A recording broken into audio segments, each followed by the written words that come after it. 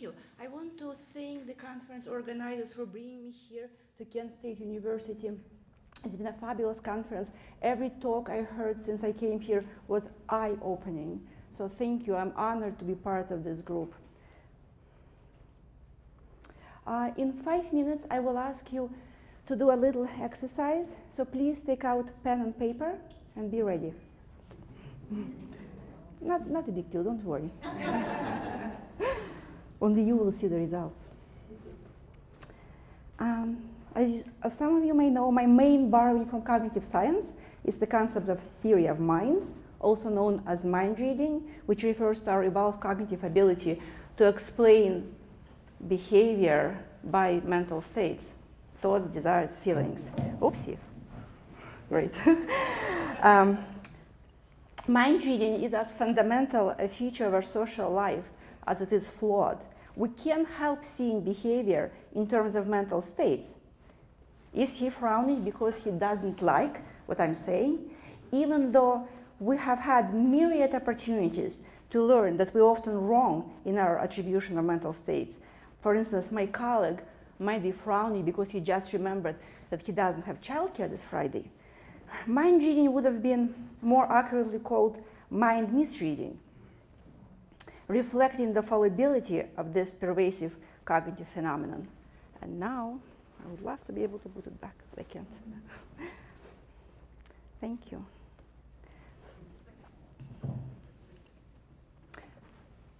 Our daily mind read, can you hear me? Yes. Our daily mind readings are endlessly nuanced, fueled by cultural stereotypes, thank you, power dynamics, and personal histories. They are so profoundly context-dependent that to say that some people are better at mind reading than others makes almost no sense. For instance, it's been shown that people in weaker social positions may engage in more active and perceptive mind reading than people in stronger social positions. Interestingly, when one is given the role of subordinate in an experimental situation, one becomes better in assessing the feelings of others. And conversely, thank you. And conversely, when the same person is attributed the role of a leader, one becomes less good.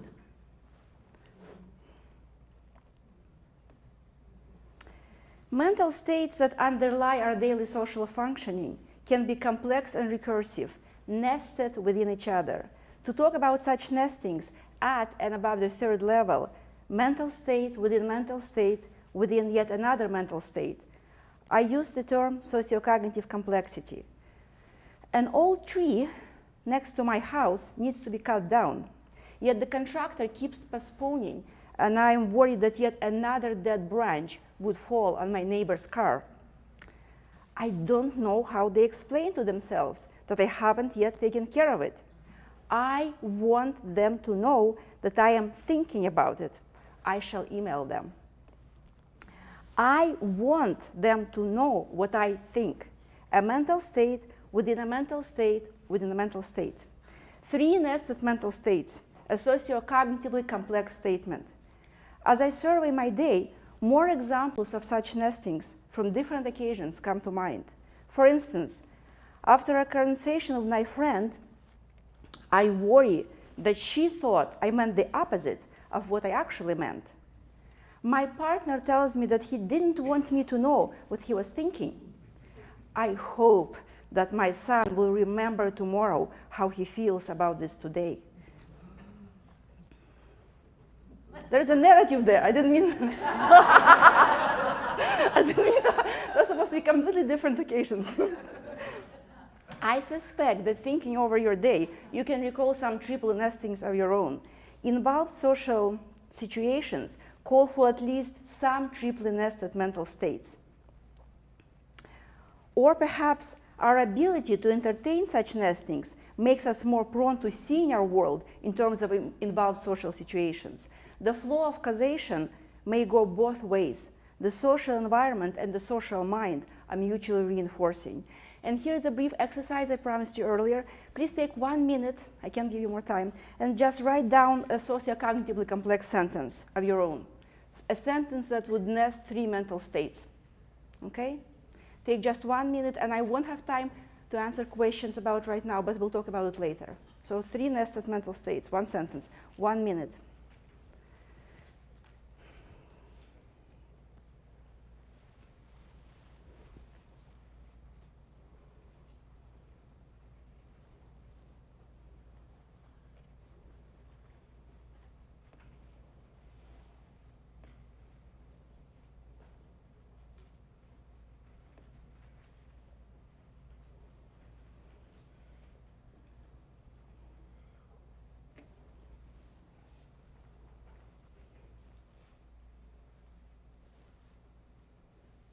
Look at me if you're done, so I get some idea. All right, so maybe you're done. Okay, so now stop, please. And now I want you, I take another minute and think of some recent social interaction that you had, particularly if there were any emotions involved, for instance, some social anxiety. And write out mental states involved. I'm asking you to do the same thing you did a moment ago, that is generate a socio-cognitively complex sentence. The difference is that this time you're starting out with something that actually happened, and you're articulating mental states possibly involved in it, okay? So think of some real social situation you found yourself in recently, especially if there are some emotions involved, such as maybe social anxiety or any other emotions, and write out mental states, also in terms of nested mental states. Like what happened with my neighbors, for instance, right? I wanted them to know what I was thinking. But it's important that you start with the actual social situation, with something that happened, something embarrassing maybe, or some misunderstanding.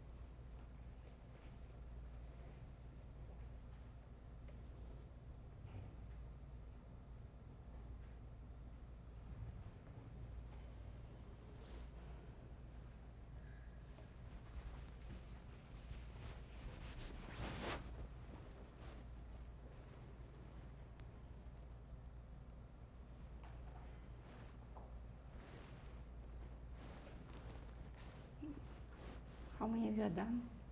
Lots of people are done. Okay, now put it aside. We'll talk about it later, hopefully, during questions and answers. All right, so now we come to fiction, which I defined for the purposes of my argument as prose fiction, drama, narrative poetry, and memoirs concerned with imagination and consciousness. At this point, I'm not making a distinction between genre fiction and literature. We'll get to it later. First, a general point that I explored in my earlier books, Why Read Fiction and Getting Inside Your Head. Fiction exploits the fact that on some level we don't differentiate between mental states of real people and of fictional characters. We interpret and misinterpret the behavior of fictional entities and their creators using the same cognitive adaptations for mind reading that we do when we interpret and misinterpret the behavior of people around us. Fiction builds in and experiments with our theory of mind, intensifying and transforming mind-reading patterns present in our daily social life. And so it is with socio-cognitive complexity. Socially meaningful and emotionally charged as triple-nested mental states may be, in real life they are relatively occasional. In contrast, in fiction they are omnipresent. More precisely, they are omnipresent in the experience of reading, as opposed to being immanent in the text. The text prompts us to construct complex nestings to make sense of what we read. But the configuration and content of such nestings differ from one particular reader to another. What remains stable is the structure of nestedness itself. the basic unit of fictional meaning is a relationship among mental states. Third-level nestings of mental states constitute the baseline for fiction. No fictional narrative can function on a lower level of sociocognitive complexity. Unlike, for instance, newspaper articles, which can operate on a second level, or science textbooks, which can get by without nesting any mental states. Moreover, although a higher fifth and sixth level nesting is possible, it is not on its own indicative of greater literary sophistication. The quality of nesting, that is, stylistic devices used to generate nested mental states, trumps the quantity. Once you start reading a work of fiction, you encounter triple-level nestings very soon, and after a while are immersed in them. Sociocognitive complexity starts accumulating on the level of paragraphs, though individual sentences may exhibit it as well. Complex nestings can be created by a variety of means. Authors may focus primarily on mental states of their characters, or on mental states of characters, narrators, and implied readers. Moreover, they may choose to spell out those mental states, or not to mention them at all, and force us to infer them in order to make sense of what we read. The same text may combine different means. For instance, Forster's Howard's End opens with, "One may as well begin with Helen's letters to her sister," but it also features such sentences as, "Ought Margaret to know what Helen knew the best to know?" The latter spells out triply nested mental states of characters. The former calls forth an implied author who wants his reader to know that the action will be filtered through the consciousness of a reflective narrator, an implied triple nesting of mental states.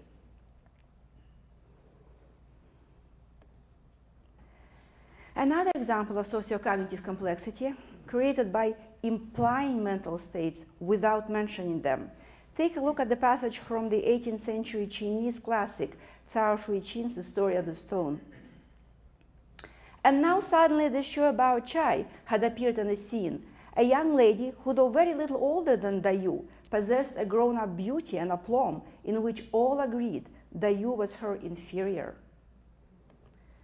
Here's one way to spell out the mental states that we infer as we make sense of the sentence. The narrator wants his readers to realize that Dayu feels more insecure than usual because she's certain that everyone around her considers her inferior to Bao Chai. That's at least 4 recursively nested mental states. But to articulate them, we have to take in subtle cues, such as the irritated tone with which Dayu refers to her cousin, "This Shu Bao Chai, 一个Shu Bao Chai," and our previous awareness of Dayu's near paranoid self-consciousness. If we look for explicit references to mental states the sentence contains, we notice the word rendered by the translator as agreed. This word may describe an attitude of some people around Dayu, but the meaning of this passage does not reside with it. Instead, as we've seen, the meaning is expressed through nested mental states, implied but not stated by the text. Another example, Zamyatin's "We," used here to show that a novel may position itself as not dealing with mental states, set in a dystopian future where feelings are jettisoned for mathematical formulas, yet still completely depend on nested mental states. All this without smiling, I'd even say with certain reverence. Perhaps she knows that I'm a builder of the integral, but I'm not sure. In her eyes or eyebrows, there is some strange irritating X, and I can't quite catch it, can't assign it a numerical expression. There is a whole constellation of triple nestings here. For instance, D503 wonders if I330 is impressed because she knows what he does. Also, he is irritated that he can't fathom her exact attitude. Moreover, the implied reader understands that D503 doesn't realize that he is falling in love with I330. Here is an example from a work of fiction that creates sociocognitive complexity by nesting mental states of its characters and by spelling out those mental states. I am going to get a lover, she said, and I'm going to let you know about it. I want you to be embarrassed when you make love to me, wondering if I'm bored, if he does it better. I want you to imagine what I say that I can't say to you and what he has to say that you don't know.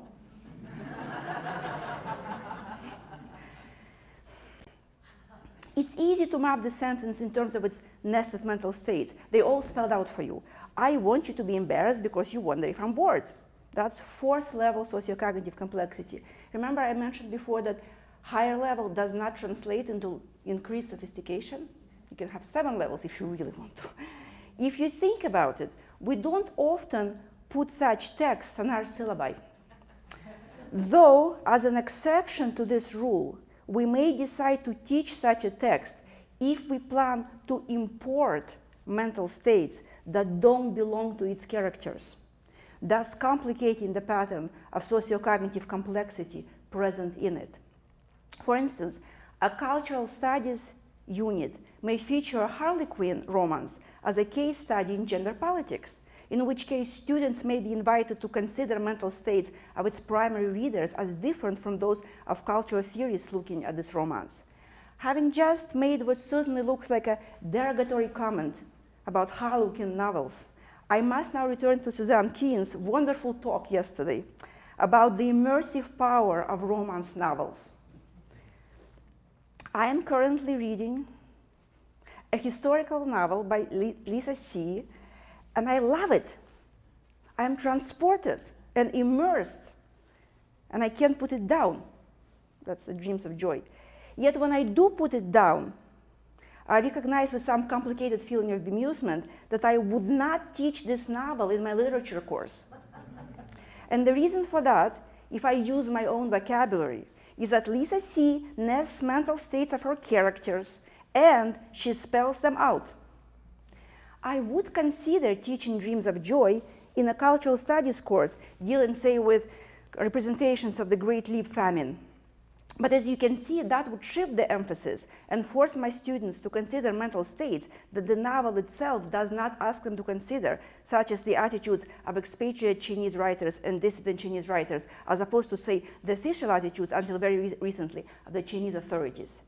If I may continue on this riff, inspired directly and indirectly by Suzanne's talk and also by David Kidd's wonderful talk yesterday, I can also say that having spent a significant amount of time last year trying to write fiction, which turned out to be really hard, I can tell that I don't think that fiction writers try consciously to construct sociocognitively complex sentences.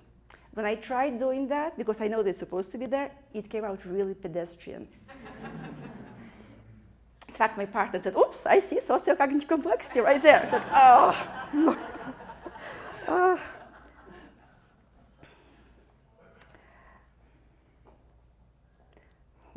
Hold on, okay, where am I? Instead, when you sit down with the intention to write fiction, you find yourself in a state of mind in which you spontaneously generate sociocognitively complex sentences. So not sentences, necessarily, situations. Also, and I'm thinking about David's distinction between genre fiction and literature and the personality traits of the readers, there's a big difference between sitting down with the intention to write fiction that would nest mental states of characters and spell them out, and sitting down with the intention to write fiction that would nest mental states of narrators and implied readers as well as characters, and refuse to spell them out. I almost think that a writer doesn't have a whole lot of control over that intention. Something in you makes that decision. Here is an example of a text that I would put on my syllabus in a straightforward literature course. Muriel Sparks' The Girls of Slender Means, which features a dazzling mix of explicit and implied mental states. The Cornells seem to be in love with the entire club, Selina being the center and practical focus of his feelings in this respect. This was a common effect of May of Tech Club and its male visitors, and Nicholas was enamored of the entity in only one exceptional way, that it stirred his poetic sense to a point of exasperation.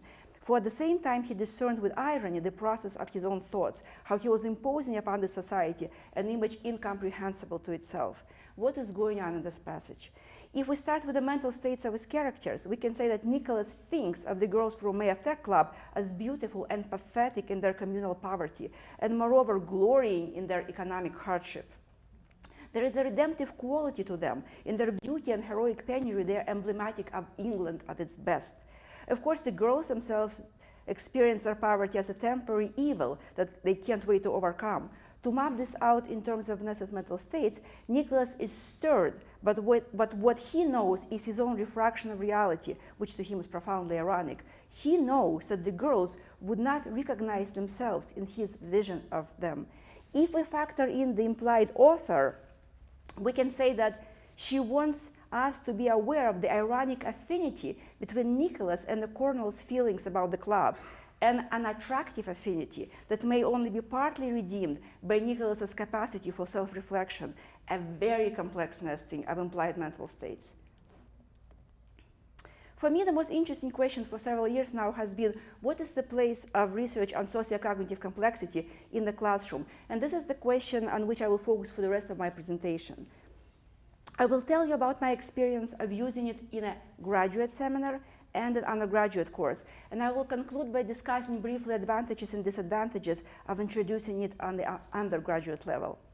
In August 2012, I was invited to teach a 5-hour graduate seminar on cognitive narratology at the Summer School of Aarhus University, Denmark. To get students thinking about fiction and theory of mind, I had to assign them a short text which they would read before coming to class. So I asked them to read Edith Wharton's story Shingu. Shingu tells about an incident in the life of a book club run by ladies who gather to discuss the latest influential books. Here is the initial question that I wanted the students to consider. How does Shingu generate its sociocognitive complexity? That is, whose minds do we have to read to engage with this story? Consider its first paragraph.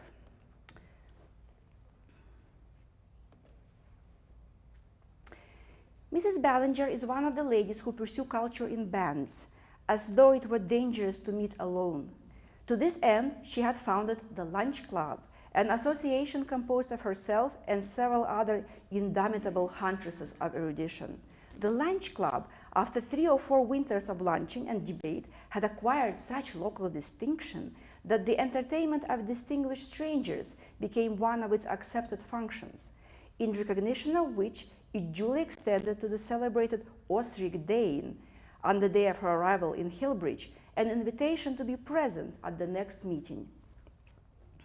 This paragraph introduces the narrator with a very strong ironic attitude toward the club.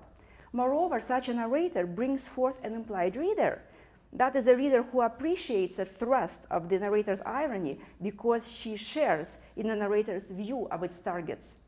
That's another mind entering the story. The third mind present in this paragraph belongs to a disembodied entity that makes no physical appearance, yet also has an opinion about the club. The phrase local distinction implies a group of the town's worthies who view approvingly the actions of the club. Alan Palmer's concept intermental unit provides the best tool for thinking about the social body. Generally, the term intermental unit describes several minds holding the same mental state. For instance, everyone wondered if the microphone would fall down again. Right? So the same mental state possibly shared by everybody in this room. I'm an unreliable narrator, obviously. As we pinpoint the minds present in the first paragraph, the crucial thing to remember is that as readers, we do not perceive mental states experienced by these minds in isolation from each other. Instead, to make sense of this paragraph, we have to grasp the relationships among these minds. Here is one way in which we can map out the relationships among the 4 nested mental states populating the paragraph. That is that of the narrator, the implied reader, the intermental unit formed by the club, and the intermental unit formed by the local worthies. The narrator wants us to be aware of the irony of the fact that the club recognizes that others think that it must entertain distinguished visitors. Okay. In our seminar, we went through the first 3 paragraphs of the story, figuring out the relationships among its minds. I actually have a slide with those, so if you want to see them later, I can show you. For the next step in our discussion, I asked students to write up a couple of scenes in Wharton style that is working on at least the 3rd level of sociocognitive complexity and using minds that we now agreed Wharton herself used. In the first 3 paragraphs, we encountered the minds of the narrator, the implied reader, and various intermental units. So I asked my students to take these 3 minds, plus obviously the minds of the characters themselves, and nest at least 3 of them within each other to form social situations that could have been part of the story. I gave my students no other directions concerning vocabulary, punctuation, or anything else. The social situations that I asked the students to write up, what I call the missing scenes from the story, were scenes referred to but never directly described in Shingu. For instance, one of the ladies, Mrs. Leverett, has a sister who seems to serve as a sympathetic sounding board for her concerns. So when Osric Dane first enters the room, we learn about the impression that she makes on the club members through a conversation that Mrs. Leverett will later have about it with her sister. Mrs. Leverett told her sister afterward that she had known at a glance what was coming. She saw that Osric Dane was not going to meet them halfway. Any lingering idea that she might consider herself under an obligation to her entertainers was at once dispelled by her manner. As Mrs. Leverett said afterwards to her sister, she had a way of looking at you that made you feel as if there was something wrong with your hat. Here's the passage that the students came up with to imagine that conversation between Mrs. Leverett and her sister. Sipping tea with her sister later that evening, Mrs. Leverett was blissfully unaware of her sister's slightly amused expression as she recounted her horrified reaction to Osric Dane's reproachful gaze, as if there had been something wrong with her hat. While her hat was generally considered to be in poor taste, that's, by the way, the intermental unit. While her hat was generally considered to be in poor taste, Mrs. Leverett's sister was convinced that Mrs. Leverett failed to recognize the extent of this opinion. Moreover, Mrs. Leverett would have been surprised to hear that it wasn't only about the hat. As you see, this group of students chose to work with 4 minds: Mrs. Leverett, her sister, someone in town who thinks that Mrs. Leverett's taste in hats leaves much to be desired, and the narrator, who comments on Mrs. Leverett's apparent misperception of her sister's thinking. Wharton it is not. Yet I think the students did a rather wonderful job approximating her style, especially given that they had no directions other than whose mental states to use in their imaginative reconstruction. In class, we went over several ways of mapping out this passage's sociocognitive complexity. For instance, Mrs. Leverett's sister believes that Mrs. Leverett doesn't know that people in town think that her taste in hats leaves much to be desired. Or the narrator wants us to be aware that Mrs. Leverett does not realize that her sister views critically her intellectual endeavors. Thinking back of my experience of teaching Shingu in Aarhus, I have to say that the exercise calling for the reconstruction of missing pieces of Shingu is not new. Many of us routinely ask our students to write a paragraph or 2 in the style of a particular character. In my case, it will be Mo Flanders, Clarissa, Eleanor Dashwood, or a narrator, for instance, that of Tom Jones or of Vanity Fair. What's new here is a recipe structuring this assignment. Its focus on nested mental states as opposed to any other features of the story.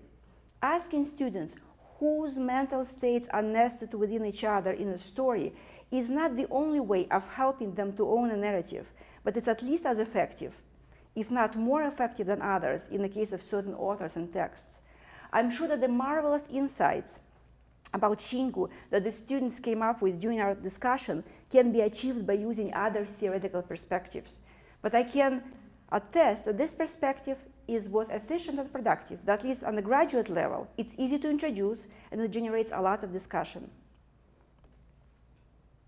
Now I will tell you about my experience of bringing my research to the undergraduate classroom. But first, another general observation about sociocognitive complexity.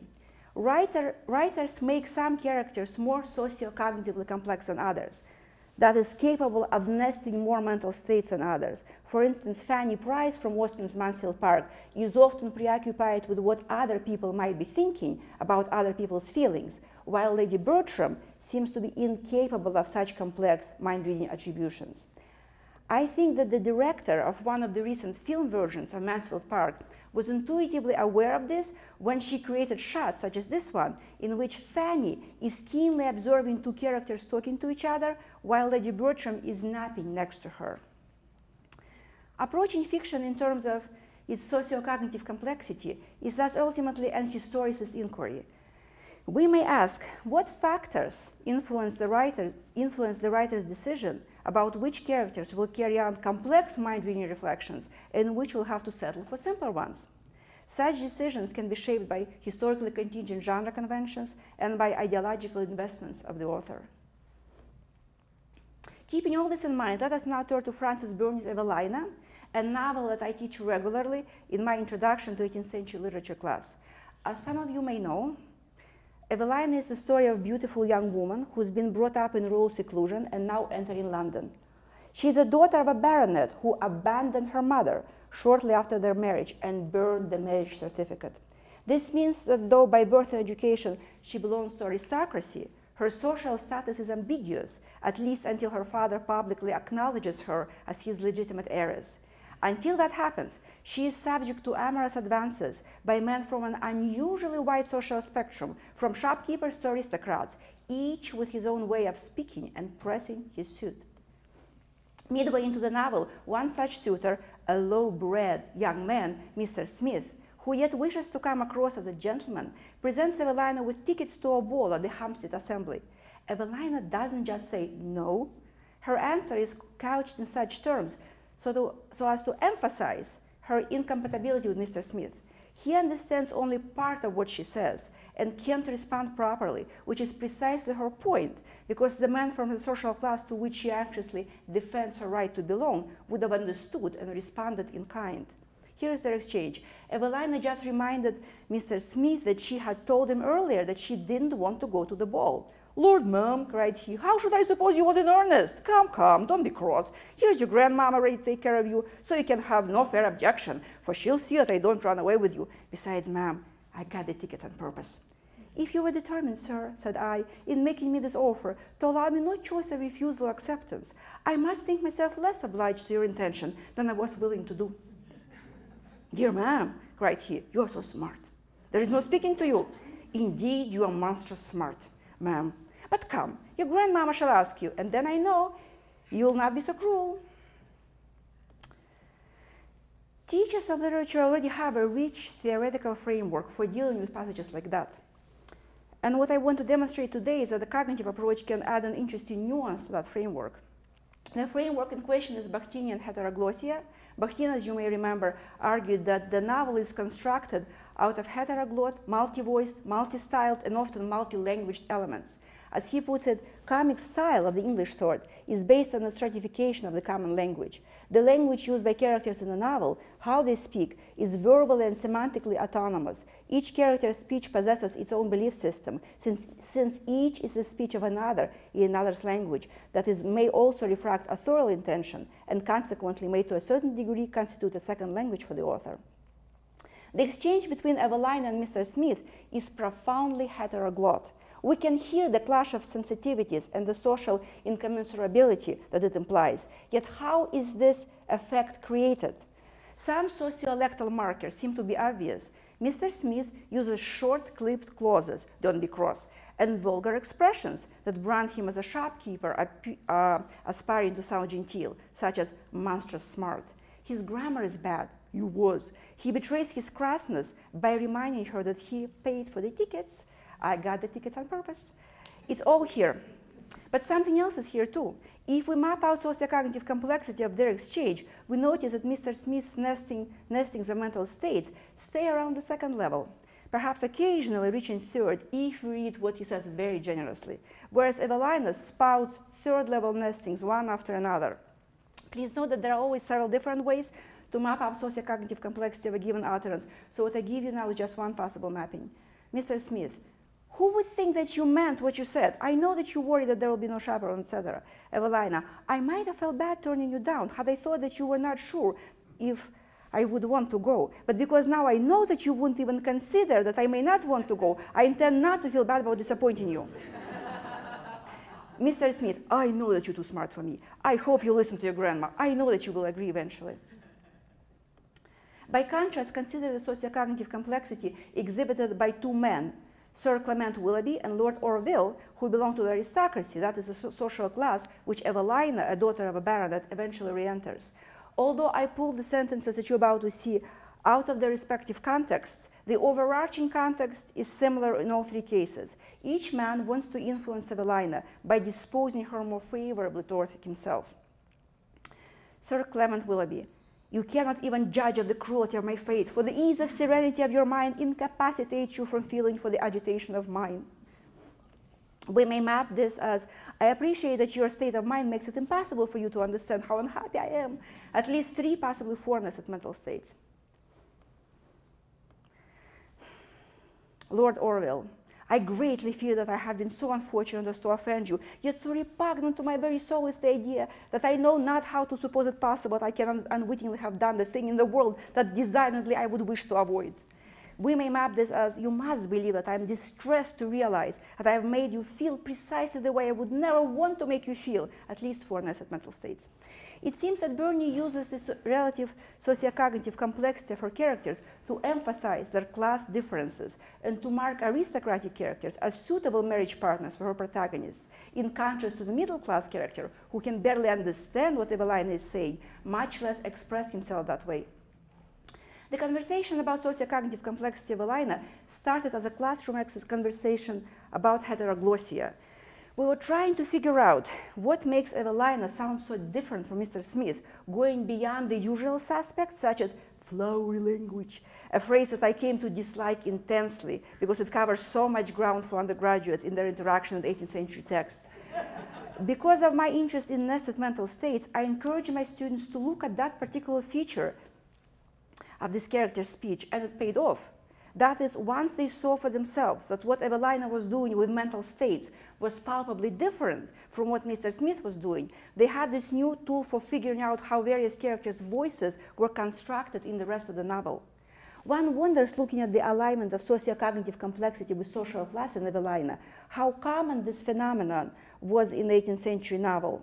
To put it bluntly, is a fictional shopkeeper with no legitimate pretensions to gentility ever portrayed as more sociocognitively complex than a true gentleman, not counting the situations in which he's out to cheat the gentleman out of his money? My intuition here calls for caution. The claim that sociocognitive complexity can function as a form of heteroglossia in fiction retains its explanatory power only as long as one is aware of the limits of this claim. For instance, the correlation between sociocognitive complexity and class is pronounced strongly in Evelina, but is already less so in Burney's second novel, Cecilia. In other words, just as with other stylistic tools, the fact that this correlation is available to the author does not mean that she will use it. I want to step back from Bakhtinian heteroglossia and make a general point about the relationship between traditional literary theory and cognitive literary theory.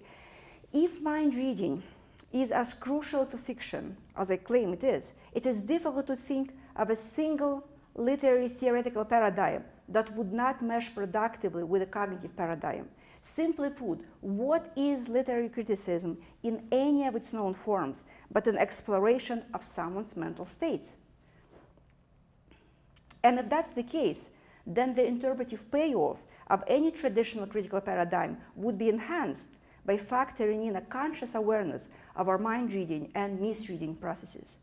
Back to teaching. When I think of my experience so far of bringing this research into the classroom, and from this point on I will speak exclusively of the undergraduate classroom, I can see that it aligns more or less with one of the three following options. Option number one could be called, I know something that you don't. It boils down to not introducing students to the concept of sociocognitive complexity while still using it yourself. One benefit of this approach is that it avoids adding new jargon to conversation. For often, by the time I finish saying socio-cognitive complexity, the light is gone out of my students' eyes. The term nested mental states goes down somewhat easier, but there are contexts in which it actually appears to be more cumbersome than socio-cognitive complexity. The "I know something that you don't" option benefits the instructor in the process of preparing for class. Specifically, it takes some mystery out of the process of choosing passages for close readings. Generally, we select those intuitively. If a passage feels rich to us, we hope that it would work well for a close reading. Armed with the concept of socio-cognitive complexity, we may now ask, what underlies that intuitive feeling? For if you take a systematic look at fictional passages picked out for close reading in class, or along the same lines, if you take a systematic look at fictional passages selected for close analysis in scholarly essays, you will notice that they are always socio-cognitively complex. That is, they require readers to nest mental states, their own, the characters, the narrators, the authors, on at least the third level. Knowing that passages that work well for close readings tend to be socio-cognitively complex, and perhaps explicitly looking for such as you prepare for class, increases the instructor's self-awareness, but does not delimit the actual readings. Although you may anticipate that in the process of thinking through those passages, your students will generate a series of socio-cognitively complex interpretations, indeed may find yourself encouraging the strains of discussion that seem to lead in that direction. The interpretations themselves remain as open-ended in their implications as you want them to be. Another option is to make socio-cognitive complexity an integral part of the classroom discussion. That is, introduce the concept early, discuss it extensively, and include it, say, on a list of final paper topics. For instance, in my recent course on 18th century women writers, I asked students for their final paper to choose a socio-cognitively complex moment that they found particularly difficult, and to discuss its effects on their understanding of the novel. What I discovered about this approach is that talking about nested mental states works best if combined with other interpretive frameworks. That is, simply counting mental states in this or that paragraph is boring. You mostly already know what you're going to find. There will be some implied or explicit third-level nestings, perhaps some fourth-level nestings, or on rare occasions, fifth and sixth-level nestings. It's very predictable. It's more productive to start with a paradigm whose workings might be illuminated by such accounting. The paradigm could be Bakhtinian dialogism, as we've seen with the examples from Evelina. It could be race and gender studies. For instance, there might be an interesting inverse relationship in the text between the generous page time allotted to a character and his or her ability to nest complex mental states, right? So a female character could talk a lot. It looks like she's prominently represented, but when you look at her nestings, oops, not so deep. Also, another example is transmedial translations. For instance, comic book versions and film versions of Austen's novels generate socio-cognitive complexity in ways unique to this visual media. Also, affect studies. In the novels by Burney, Radcliffe, and Austen, characters who nest mental states on the same, be it high or low level, make for compatible marriage partners. Our perception of a happy ending is thus tied to, at least to some extent, to our intuitive awareness of the character's socio-cognitive complexity. Or it could be narratology, as you've seen in my discussion of Ward and Shingle. Another option is to use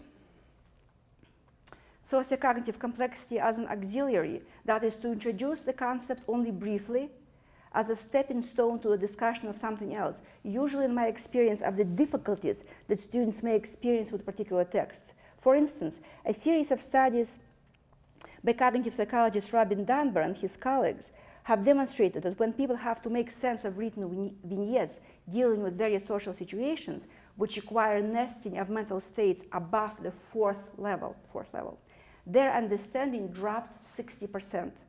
I have discussed implications of these findings for literary studies elsewhere, and I will only say here that when students encounter passages from such authors as Virginia Woolf or Henry James, who sometimes nest mental states at the challenging 5th and 6th level, or from restoration comedies, late 17th century English comedies, dramas that can reach up to the 6th and 7th level, and that students are expected to read as opposed to watch on stage, which may negatively impact the intelligibility of the nestings. They may benefit from knowing that those passages do place an unusually high load on people's cognitive processing. Along the same lines, it seems reasonable to assume that the problem of cognitive load may be compounded when a text that nests mental states on the 6th or 7th level, such as restoration comedy, is also removed enough in time to feature unfamiliar vocabulary. Again, discussing this double whammy explicitly with students may ease whatever anxiety they experience in encountering what seems to them to be impenetrable reading material. But as I hope to show today, whichever one of these options one chooses, that is, not mentioning sociocognitive complexity to students at all while using it yourself, introducing students to it for close reading, and introducing students to it only to lessen their bafflement when faced with difficult texts, the goals, values, and strategies of the classroom discussion remain firmly anchored in literary studies.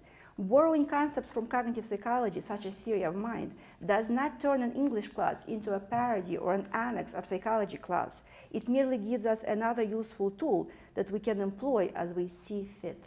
Thank you.